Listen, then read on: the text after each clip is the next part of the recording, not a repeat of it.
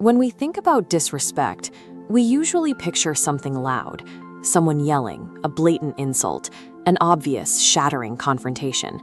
But psychology shows that true disrespect rarely announces itself. It appears through small, subtle behaviors that repeat over time. This creates a frustrating dilemma by brushing it off. But the trade-off is steep. By ignoring these signals, you slowly lose your social standing and influence within that relationship. If you only look for verbal hostility to gauge where you stand with someone, you will miss the subtle patterns that actually define how they view you. Think of this comparison table as your personal balance sheet. Your relationships require an investment of limited resources, time, and emotional capital. Covert disrespect acts as a silent drain. It subtly establishes a social hierarchy, placing you firmly below them. We can evaluate these connections by looking at their emotional return on investment. Spending your emotional capital on individuals who view you as a subordinate guarantees a negative return on that time and energy. Identifying these subtle signs isn't about being overly sensitive. It is an essential audit of your life, allowing you to reallocate your emotional capital toward more reciprocal, high-yield relationships. To conduct that audit, we first look at a measurable category called communication dominance. The most common sign here is a repeated pattern of someone cutting you off before you can finish speaking. This scorecard shows exactly what's happening. Psychology tells us that interruption patterns reflect a subconscious belief that your words matter less. When someone interrupts repeatedly, they establish a perceived social hierarchy in real time. Allowing this maintains conversational peace, but permanently devalues your voice. That links to the next item. You present an idea, and it's ignored, until someone else repeats it, and suddenly it's brilliant. Chronic dismissal marginalizes your intellectual contributions. It signals to everyone else in the room that they can naturally deprioritize your opinions. Tolerating this dynamic forces a difficult trade-off. You remain part of the group, but you sacrifice your authority and credit for your own ideas.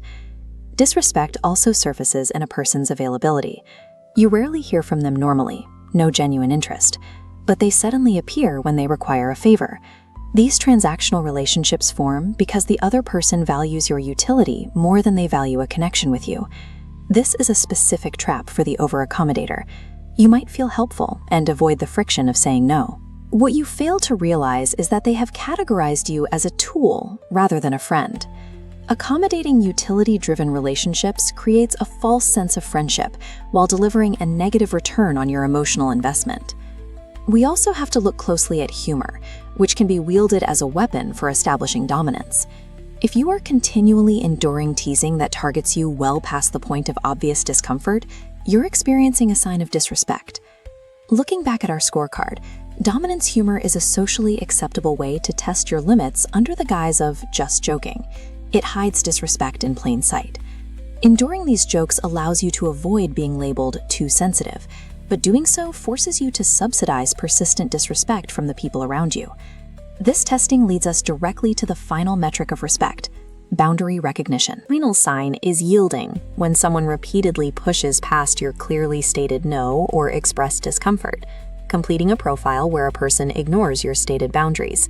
This communicates a very clear message without anyone having to say it out loud. Your comfort is secondary to what they want.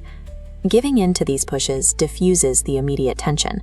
However, it practically guarantees long-term repeated boundary violations. Dominance humor and pushed boundaries are not accidents. They are intentional tests designed to measure exactly how much disrespect you will tolerate. Identifying subtle disrespect is only the first step. The next challenge is determining the strategically correct response for your specific situation. Keep this core rule in mind. Disrespect is simply a measurement of what someone repeatedly allows themselves to do to you.